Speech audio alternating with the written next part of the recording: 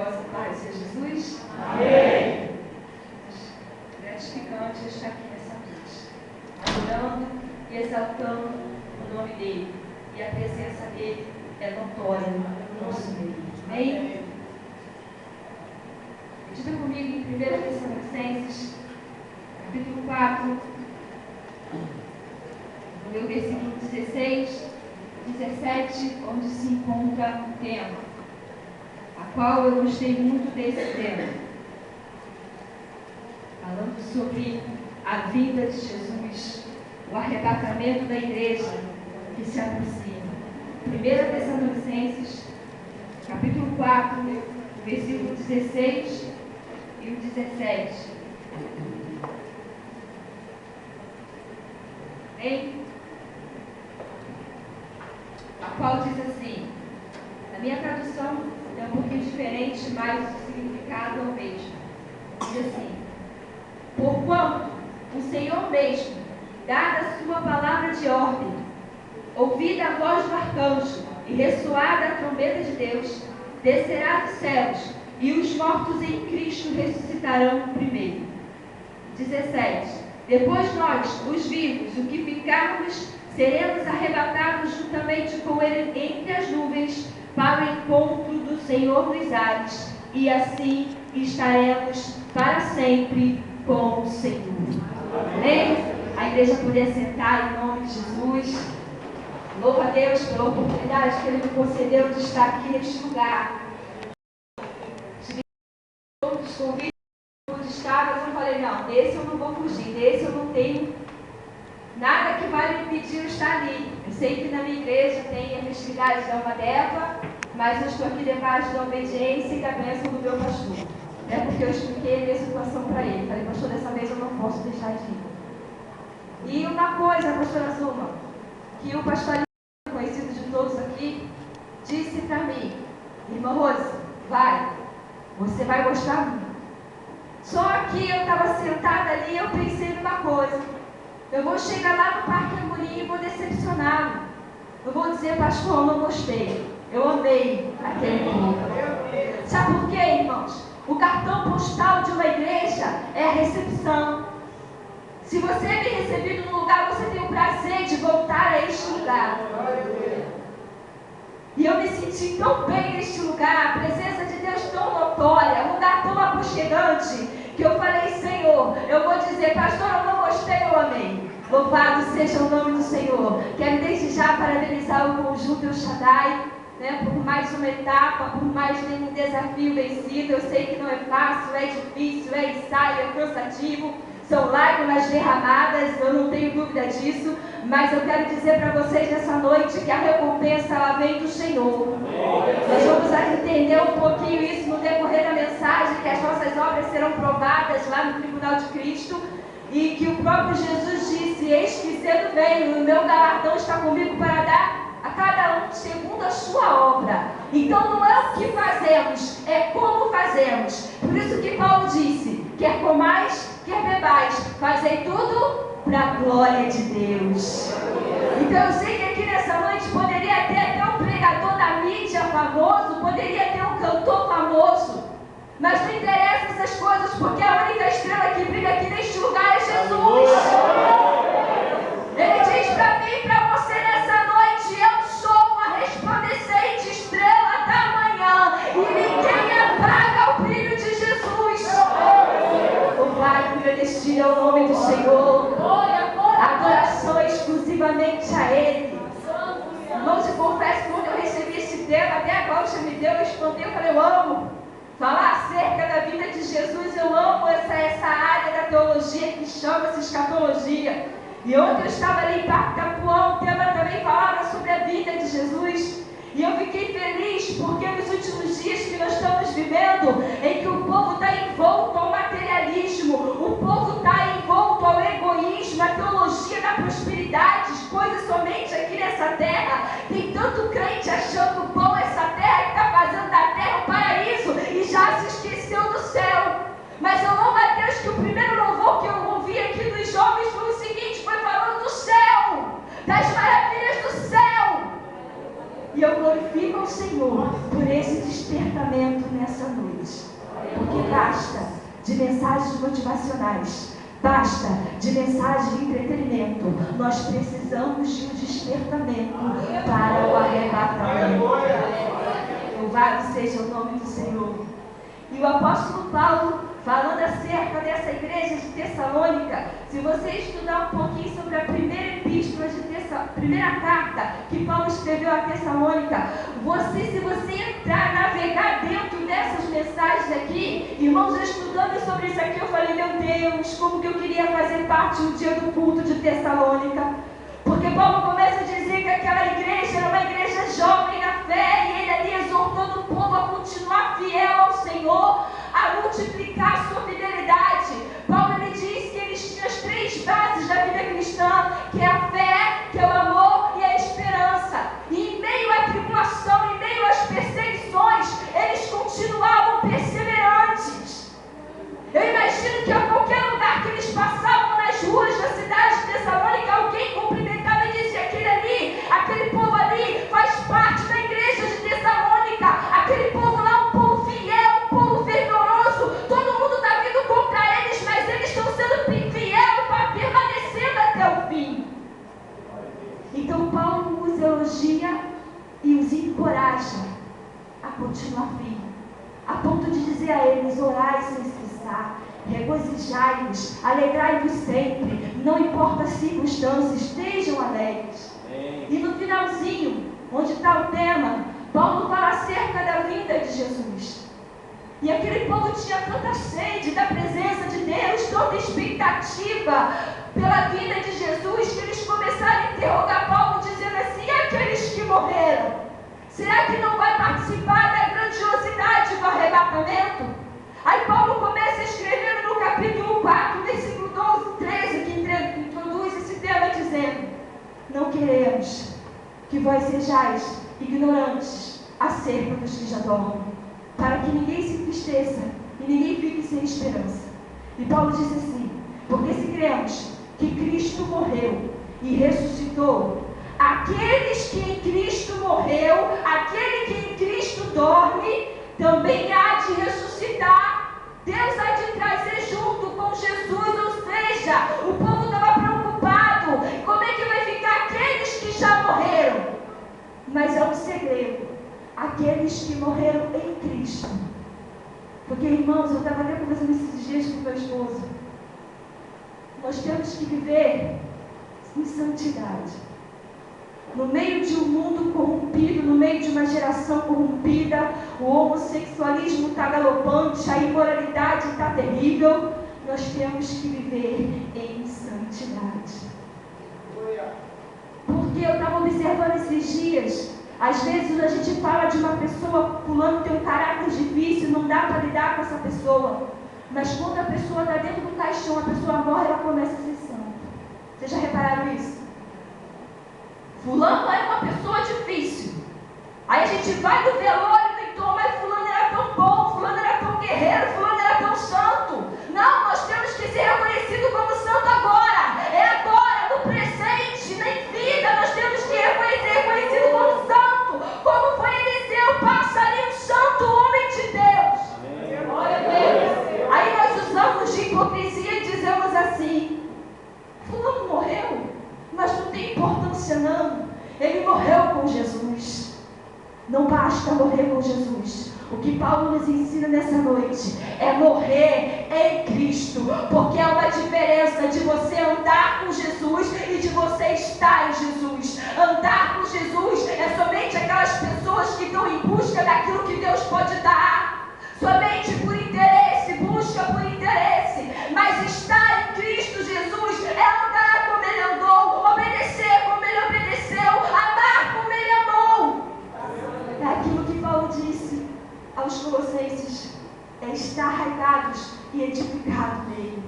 Então ele fala, não se preocupe, aquele que morreu em Cristo, que dorme nele, há de ressuscitar. Aí ele fala no mistério do arrebatamento, dizendo assim, porque o mesmo Senhor descerá do céu com alarido, com voz de arcanjo, com trombeta de Deus. Aí vem os que morreram em Cristo, ressuscitam ressuscitarão primeiro. Depois nós que ficarmos vivos, seremos arrebatados juntamente com Ele nas nuvens, para encontrar com o nosso noivo nos ares. É uma das promessas do arrebatamento da igreja. Quando Paulo ele diz assim, porque o mesmo Senhor, porque irmãos, tem uma seita aí fora que inventa que Jesus ele não ressuscitou.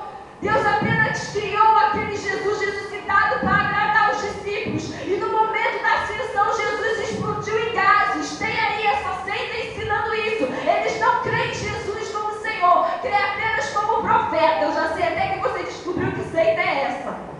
Eles não creem no Espírito Santo. Eles falam que o Espírito Santo é apenas uma força. Mas nós cremos nele como uma pessoa divina nessa noite. Nós cremos que ele está aqui no nosso meio. Louvado seja o nome do Senhor. Nós cremos no Espírito Santo derramando o bálsamo consolador sobre a nossa vida. Louvado seja Deus. É Ele que nos fortalece, é Ele que renova nossas forças todos os dias para nós irmos até o fim. Nós cremos no Espírito Santo como a terceira pessoa da Trindade. Nós cremos no Espírito Santo que Ele também é Deus.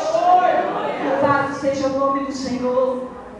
Então Paulo dentro ali, Deus ele disse, porque o mesmo Senhor é o mesmo Jesus que deixou o trono de glória, que se revestiu de natureza humana, que se entregou na cruz do Calvário por mim e por você, que poderosamente venceu a morte, que se ascendeu aos céus coberto de glória. É esse mesmo Jesus que há de descer para buscar a sua noiva amada.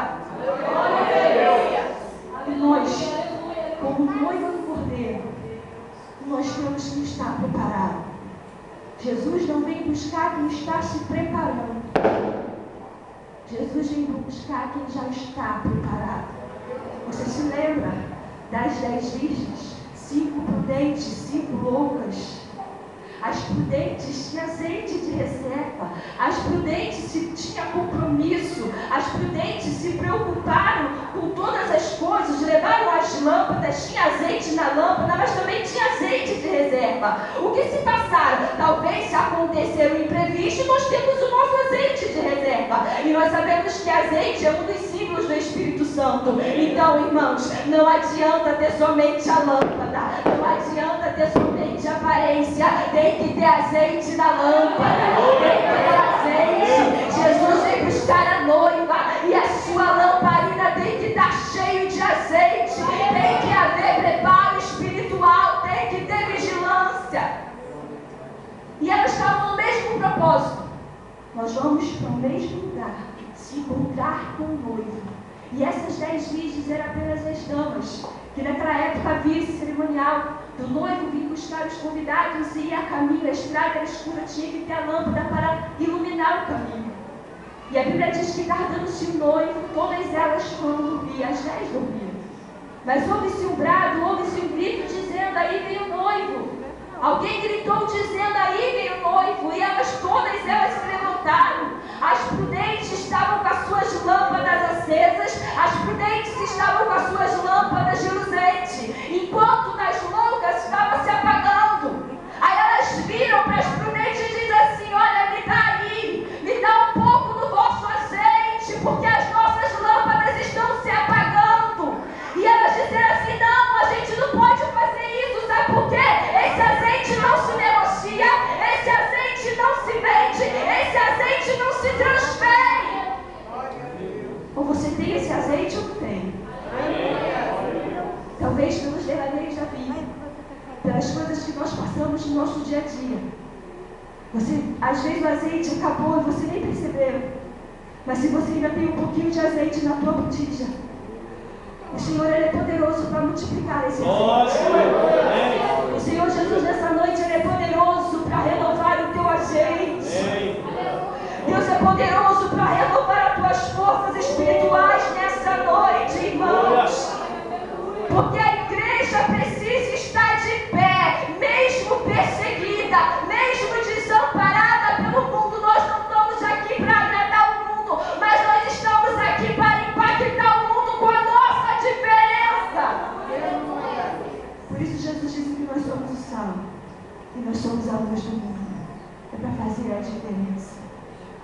Então, na hora do grito, foi feita a diferença. Até então, elas estavam todas iguais. Mesmas vestes, mesmas lâmpadas, mesmos penteados, mas a diferença foi feita na hora do grito. Então, assim não será feito na hora do arrebatamento. A diferença vai ser feita na hora do arrebatamento da igreja. Louvado seja Deus. Então essa promessa é viva, essa promessa é verdadeira.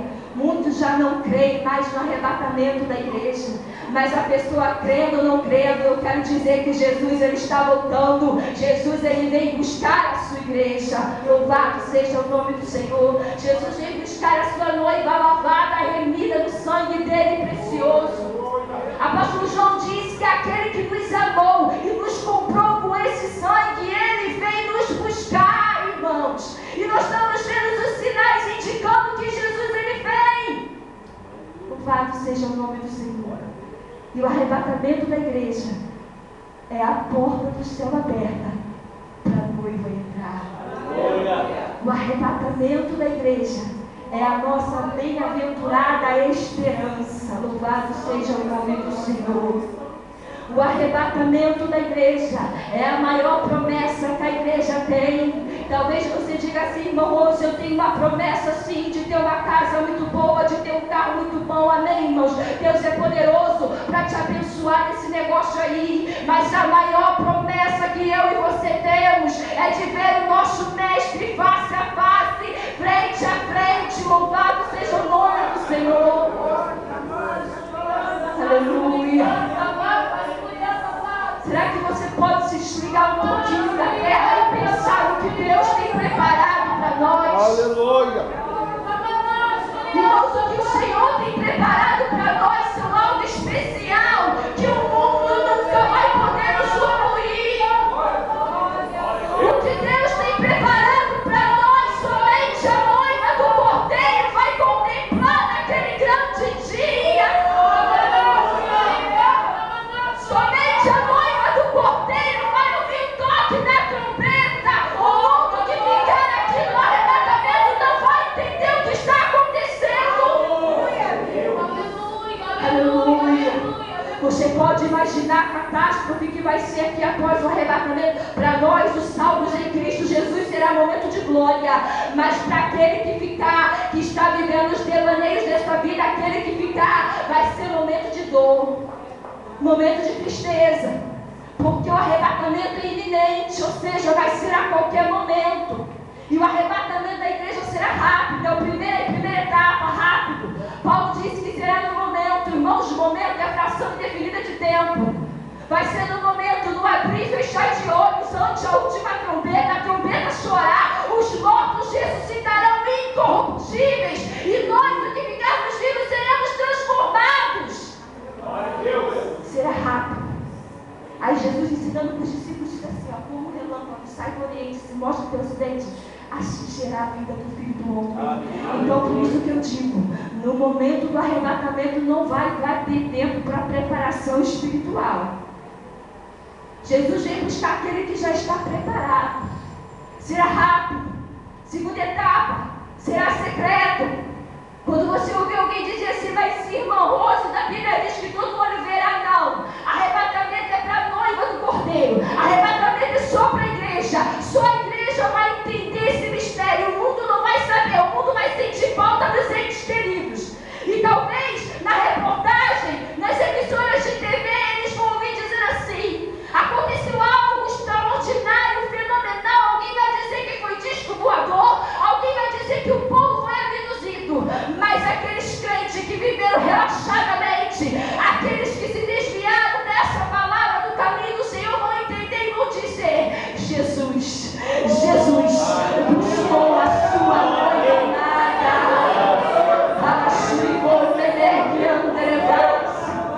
É por isso, irmãos, esse tema nessa noite, que Deus nos dá esse despertamento, para que nós viemos entrar em comunhão estreita com o nosso Criador, para que nós viemos ter intimidade estreita com esse Senhor, porque Jesus está voltando. E ontem eu estava pregando na igreja, e eu via toda a sede do povo, como eu estou vendo aqui. Porque em muitos lugares, pastora Azul, essa mensagem não é muito recebida. Foi como eu disse, o povo está tão acostumado aos prazeres deste mundo que eles não querem mais ouvir sobre acerca da vida de Jesus. E eu me lembro que na minha época de juventude, o que muito se pregava era a santidade, mensagem da cruz e o arrebatamento da igreja. Mas hoje mudou muita coisa. Mas eu louvo a Deus, que ainda tem aqui, em Parque Amorim, uma igreja compromissada em ouvir a palavra verdadeira do Evangelho de Cristo Jesus. Louvado seja o nome do Senhor. Será secreto o arrebatamento. Jesus virá para a igreja como noivo. Terceira etapa, será seletivo, como eu já falei. Jesus ele ensinando diz: se tiver dois no campo, um será tirado, o outro será deixado. Não quero falar de um crente e de um ímpio, quero falar de dois crentes caminhando junto. Um será deixado, e um será levado e o outro será deixado. Por isso que tem que ter cuidado. Jesus veio buscar uma igreja que tem azeite, que tem vigilância, que tem preparo espiritual. Jesus veio buscar aqueles que verdadeiramente amam a sua vinda. Está passando o que for aqui na terra, seja perseguição, seja calúnia. Esses dias eu passei por uma muito forte. Louvado seja o nome do Senhor. Falei: Jesus, a minha vontade é de desistir, porque eu não aguento mais. Mas irmãos, eu confesso, quando eu lembro do céu, quando eu lembro da festa que Jesus está preparando para nós, como já foi louvado aqui as pontas do cordeiro, eu falo: Senhor, eu não posso largar a minha cruz. Eu tenho que ir até o fim. Louvado seja o nome do Senhor. Irmãos, não pensa você que guarda o verdadeiro Evangelho, você que quer fazer a diferença, você vai ser blasfemado, você vai ser perseguido, mas nós temos que ir até o fim. Aleluia. Louvado seja o nome do Senhor. Então o arrebatamento é a maior promessa que a igreja tem. Aí Paulo ensinando para eles, os Tessalonicenses, diz assim: os que morreram ressuscitarão de forma incorruptível e nós seremos transformados. Esse corpo terrestre, esse tabernáculo terrestre que nós carregamos, às vezes sentindo dor, cheio de enfermidade, sujeito à morte, sujeito à deterioração, no momento do arrebatamento será transformado no corpo imortal, no corpo incorruptível, no corpo glorioso, não semelhante a de anjos, mas semelhante ao do próprio Senhor Jesus. Aleluia. Louvado seja Deus. Então vale a pena ser fiel, irmãos. Vale a pena perseverar, vale a pena dizer aquilo que João disse: bem-aventurado é aquele que lê, que ouve, que guarda as palavras desta profecia, porque o tempo está próximo. Aí a gente vê quando os apóstolos profetizou, Paulo disse sobre isso, falando aqui dentro do tema que foi escolhido sobre o arrebatamento. Aí eu vejo o apóstolo Tiago exortando o povo, dizendo assim: sede vós pacientes, fortalecei os vossos corações, porque a vinda do Senhor está muito próxima. Aí eu vejo Pedro concordando com o Tiago, dizendo assim: e já está próximo o fim de todas as coisas, sede sóbrios, sede vigilantes, vigiai em oração. Aí eu vejo como o escritor de Hebreus, há 2000 anos atrás, ele disse: porque ainda um pouco de tempo, mas o que há de virá e não tardará. João, com a sua voz cansada, mas cheio da unção de Deus, ele disse assim: filhinhos, já é a última hora.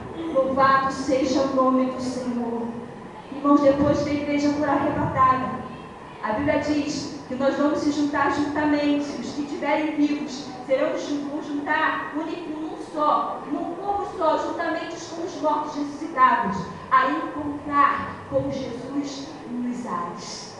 E ainda nos ares, nós seremos introduzidos ao tribunal de Cristo. Mas esse tribunal não é um tribunal de julgamento, não é um tribunal de condenação, mas um tribunal de compensação, um tribunal compensatório. Vai ser onde as nossas obras serão julgadas pelo povo. É por isso que Paulo nos exorta a dizer assim, a sermos humildes e obedientes, a seguir o exemplo de Jesus, quando ele diz assim: não façais nada por contenda passais por humildade, considerando o próximo superior a si mesmo. O Evangelho de Cristo Jesus é batalha espiritual, é espinhoso. Não façais nada por vanglória, mas reconhecendo que Ele é tudo. Como já foi louvado aqui nessa noite. Que diminua eu, para que tu cresça, Senhor. É como o sal. Já viu o sal quando ele está em ação? Você não sente, você não pode ver o sal quando ele está em ação. Porque se você vê, o sal quando ele está em ação, ele está diluído no alimento. Você sabe que ele está ali, ele deu sabor ao alimento, mas você não pode ver, que se você vê ele, você sentir ele demais, a comida está estragada. Então assim somos nós temos que fazer tudo para a glória de Deus, irmãos, se esconder em Cristo Jesus, porque a glória e a honra é dele, o louvor é dele. Se nós cantamos é para a glória dele, se nós pregamos é para a glória dele, as nossas obras serão provadas, para efeito ou perda de galardão. Louvado seja o nome do Senhor, mesmo difícil, chorando, gemendo, sendo caluniado, mas continue fazendo a obra do Senhor. Não importa o título que você recebeu aqui na terra, todos seremos um perante o juiz dos juízes, que é Jesus, naquele tribunal de Cristo. Ninguém vai receber galardão pelo título que recebeu, ninguém vai receber galardão pelo tipo de obra que realizou, mas como realizou perante o Senhor. Louvado seja Deus. E a igreja será galardoada. Foi essa a promessa de Jesus. O meu galardão está comigo para dar a cada um segundo a sua obra. Por isso, juventude, eu quero falar para vocês nessa noite aquilo que Boaz disse para Ruth lá no campo. O Senhor te conceda pleno galardão da parte de Deus de Israel pelos desastres que vocês estão passando. Aí eu vejo quando o profeta Jeremias concorda com Boaz, dizendo para vocês nessa noite, viu, Laodiceia, reprime a lágrima dos teus olhos e a tua voz de choro, porque há galardão para o vosso trabalho. Aí eu vejo quando Paulo também concorda com essa palavra, dizendo em 1 Coríntios 15, 52, 58, portanto, meus amados irmãos, sede firmes e constantes, sempre abundantes na obra do Senhor, sabendo que a vossa obra ela não é vã no Senhor.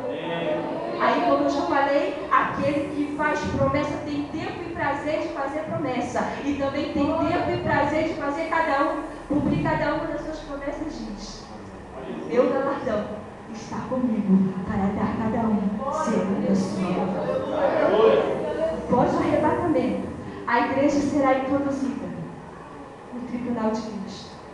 Passou-se o tribunal de Cristo. Agora a igreja sai dos ares e entra no céu. Agora a igreja entra no céu para festejar. A festa mais bonita que você já participou aqui nessa terra.